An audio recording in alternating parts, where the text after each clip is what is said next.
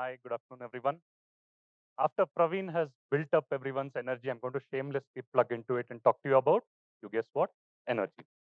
So energy, we see it all around us, and we exist and function because of the energy that the mitochondria produces within our cells. But I would like to take you on a framing of why I feel energy is a wicked problem. And by wicked, I don't mean it in the negative sense. Think of it in the sense of, the pitch had wicked bounce, the pitch had wicked turn, that kind of framing. So wicked problem is a term framed by the design theorists Horst, Ritte, and Melvin Weber, and they defined it thus. So this is a kind of a problem which doesn't have a very fixed end goal. What should be the energy mix 50 years down the line? What should be the demand 100 years down the line? Can we clamp down on it? Questions like that. Secondly, the solutions are also not so simple. For instance, should I have nuclear in my mix? Should I not have nuclear in my energy mix? So on and so forth. The third one is all solutions come with immense trade-off in some cases. Someone's land is getting acquired. There is someone who always loses and someone who always wins in this transition. And when you create solutions, you need to go all in. So for instance, you can't say, let me just try out building a 5,000 megawatt solar plant. When you build it, it's there. It's there for 25, 30 years. So with that bit of introduction, let's just dive in. So you have all been seeing and reading up news about, floods and the recent heat waves. How many of you feel the number of such incidents has actually increased in the last few decades? Can I have a show of hands, please? Sure, thank you. And is there anyone who believes that no, the frequency is round about the same, but it's just that there is increased media attention, the frequency of visuals, audio, and written articles coming in is so much that there is a feeling that all this has increased? Okay, but the thing is, we are fast moving towards a tipping point. So as you can see, the incidents have actually increased in number, and with increasing amount of infrastructure that we are building, the economies that we are building around different portions of the world, the supply chains that are coming in, all this is going to create a problem. And this is all exacerbated by the increasing mean temperatures across the globe.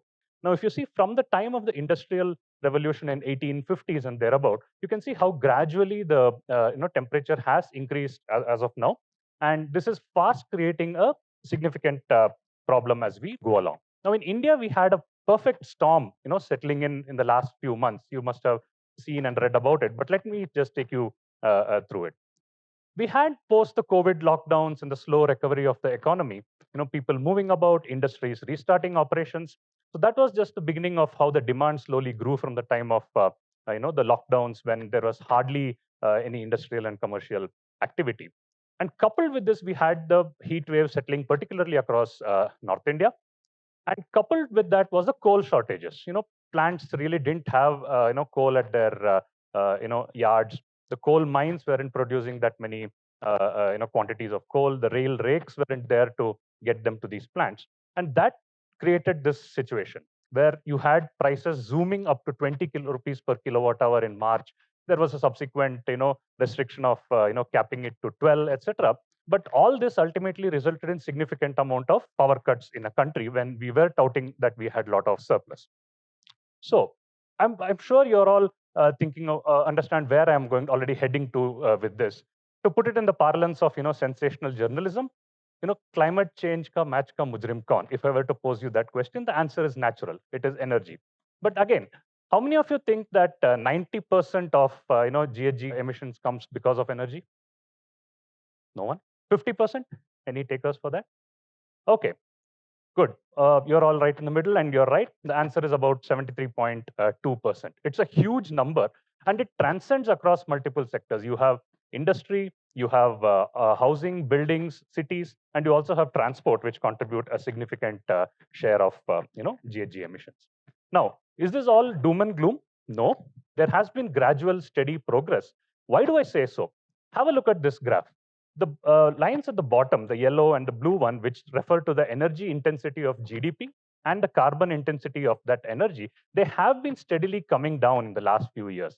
Now, energy intensity has reduced quite a bit, but carbon intensity reducing means that we are slowly making that shift to cleaner forms of energy. This is akin to, imagine trying to turn a 1,000-ton tanker in the middle of the sea. It will take some time, and that inertia is there in the system. You just cannot avoid it. Now, why is this important that we bring this curve down even more? The reason is, if we continue on the same path that has been committed to in the Paris Agreement of 2015 and what governments have committed to through their national declared contributions, we are going to face a challenge where we will not be able to meet the 1.5-degree warming limit, which is essential to maintain a significant amount of diversity and biodiversity within our ecosystem. And beyond 2030, if we don't reach that stage, it's going to become difficult even to meet the 2-degree targets. So it's critical that we start acting faster. We have made progress, yes, but things need to ramp up, accelerate, and we need to get better at crashing that emissions curve. Now, all said and done, what is it when it comes to India? Is our fuel mix comprised of renewables? Is it coal? Is it oil?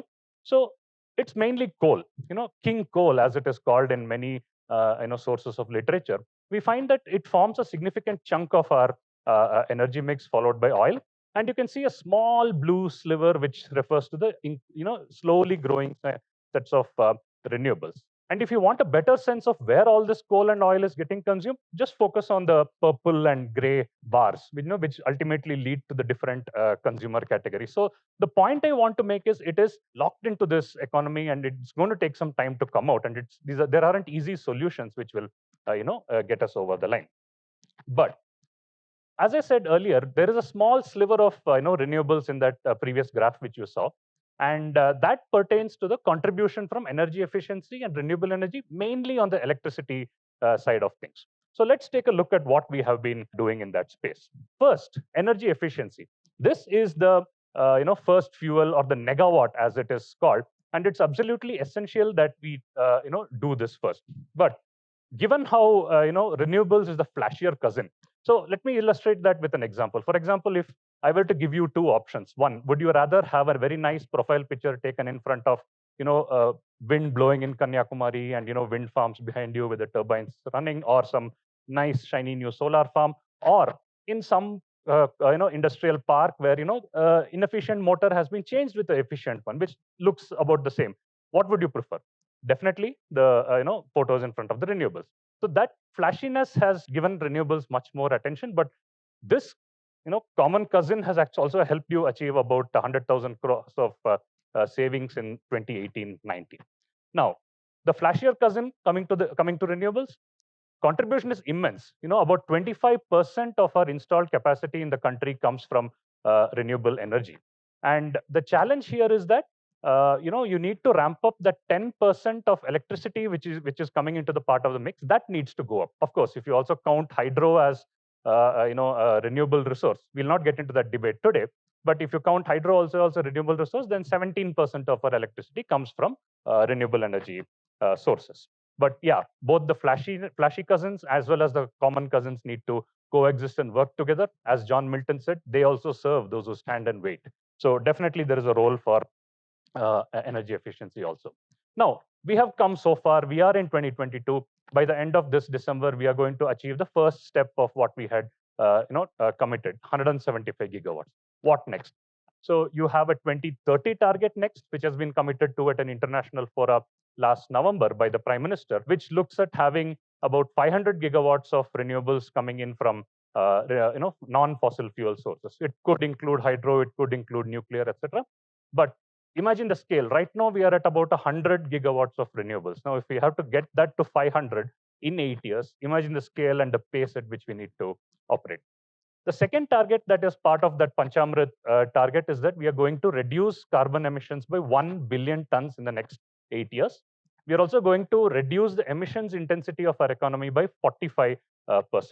And fourth, we are going to get 50% of our electricity share from renewables. And again, the similar scale of into 5 applies. Right now, it's about 10%. If you're going to get to 50%, that is the scale. And once we cross that peak, there is one other towering peak staring at us, the 2070 net zero targets. Now, what do we do next? The thinking that has created these problems, the thinking that has helped us solve some of it and brought us to this stage cannot be the same template by which we move ahead. So this, in my view, there are about 5 sectors where a different kind of focus is needed, which will help us get to these 2030 and 2070 numbers. And these are renewable energy, energy efficiency, We also have green hydrogen, electric vehicles, and battery energy storage system. So renewable energy, as I showed earlier, we have made a significant amount of progress. But right now, it's based on large solar parks, large wind parks. We now need to start looking at the untouched portions of it. That is rooftops on our own buildings, homes, offices, schools. That has immense potential, which unfortunately in a siloed urban planning, siloed energy planning, that has got left out, and it has immense potential to propel our energy systems to cleaner heights. We also have upcoming technologies like offshore wind. Now, just off the coasts of Gujarat and Tamil Nadu, you have about 70,000 megawatts of offshore wind potential. Imagine all that coming into the grid and displacing some amount of coal. So those are a couple of key things to look at. Energy efficiency has been driven a lot by policies like perform, achieve, trade, where industries were encouraged to bring in technology, reduce their energy intensity, and so on and so forth. But now it's also time to look at look ahead at newer policies like energy conservation buildings code, which is there, but it's voluntary in most of the cases. I think it's time we start making it compulsory for buildings to have come with these certifications, and not make it voluntary, so that people can choose to build with dirty materials, power it with less efficient appliances, and so on and so forth.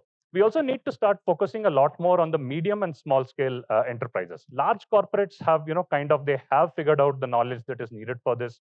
They have the finances, the wherewithal to invest and get these things up and running within their facilities. But MSMEs do suffer a bit. The next three are the upcoming areas where green hydrogen is something you must all have been hearing about, being spoken or written about. The Prime Minister also launched it in one of the Independence Day speeches. The National Green Hydrogen Mission was launched, and right now there are efforts that are being made to develop policies to get that hydrogen economy into our system. Electric vehicles, again, who hasn't heard of Ather? Who hasn't heard of Ola's mega plans to launch their scooter? But there is also activity going on in the public transport side, electric buses, and all this is going to be powered by the battery energy storage systems, which is essential if we need to crack that code also. Now, new areas are fine, lots of opportunities and lots of hope. But the sad reality is that a lot of it is also driven by geopolitics. Like it or not, this is going to be part of. So if oil had a different kind of geopolitics with OPEC and other countries and the different mechanisms that played out, the new energy economy is also going to see a different kind of transition. For example, countries which have access to these new minerals and rare earths, which I'm sure even Mendeleev wouldn't have dreamt of while developing the periodic table. Elements, rare earths like that are being talked about as essential components in the supply chain for batteries and solar panels, etc.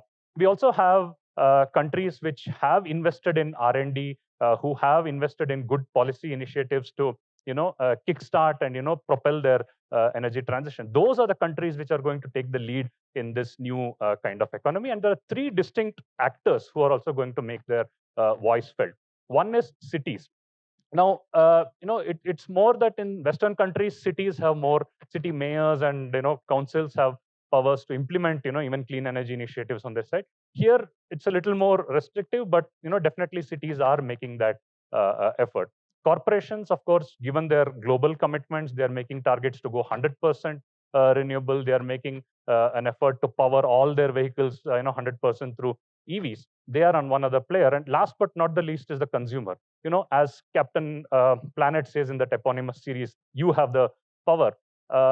You as a consumer and as a stakeholder in this process, asking for these green initiatives from your local elected representative, from your local regulator, participating in these processes, championing for it, for more transparency in this, I think that is going to play a significant role in this energy transition as well. So in India, I think we also want a slice of that pie. Definitely, you can see where India stands in this, manufacturing value added, and whom all we need to, cross, and if we want to get into the lead. So there are efforts that have started. For example, on the solar and battery side, there is the production linked incentive where significant amounts of money is being laid out for manufacturers to come in and set up their facilities in India. Green hydrogen, as I mentioned earlier, there are initiatives being talked about. There could be a significant outlay of money being put out for people to come up and set up these factories for electrolyzers and pipelines and all that. So that's another thing to watch out for. And of course, offshore. Offshore wind, as I said, we have about 70,000 megawatts off the coast of Gujarat and Tamil Nadu alone.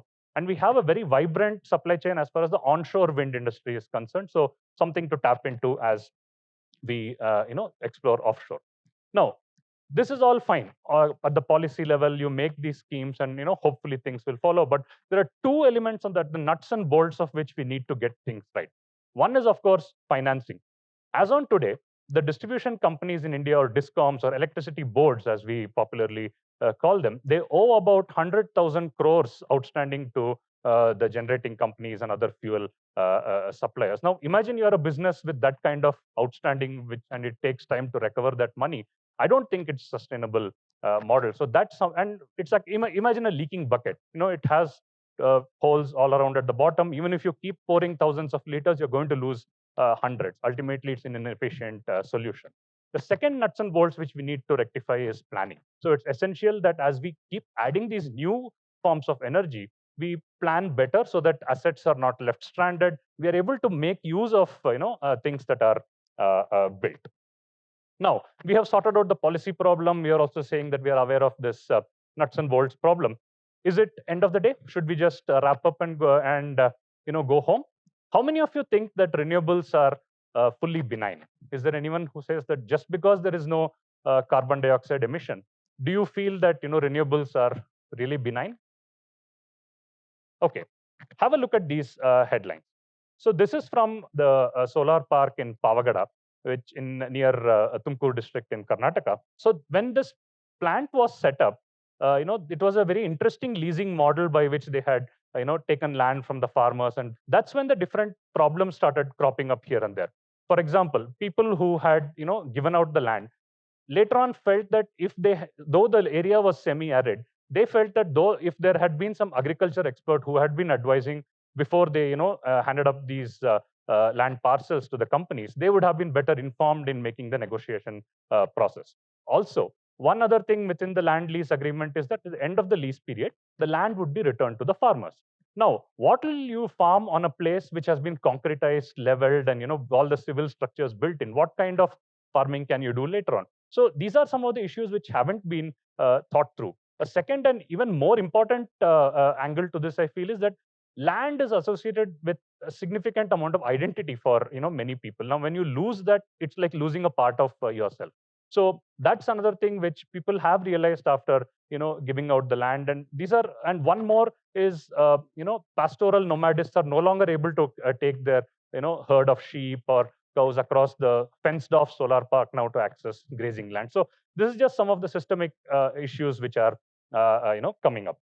Second kind of issues which are there are the loss of biodiversity. So this is from sites in Rajasthan where the great Indian bustard has hit transmission lines and died down. So at the end of the day, when you strip away renewable energy projects of their CO2, it's essentially coming down to a regular infrastructure project. So my question to you is, having started off on this new journey with a lot of hope, do you want a sense of deja vu?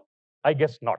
So there, I want to close with a 3F framework. One is that all projects, when we start thinking of, we need to think of it from the finitude angle. That is that resources are limited. You just can't keep mining the bottom of the earth, or thinking of I'll mine asteroids or I'll mine the deep ocean floor and all that. You need to start thinking about recycling in a very systemic way to make it happen. Second is fragility. So plonk in a large project in the middle of it, it's definitely going to upset natural ecosystems and lives. You might end up destroying habitats of different wildlife. And these are linkages which we normally can't process because it's such a complex interwoven web. So, but definitely we need to make an attempt to ensure that it happens. And last is fairness. So whatever you do, you need to be fair and just to the people who the local community whose land is affected, mainly land and water.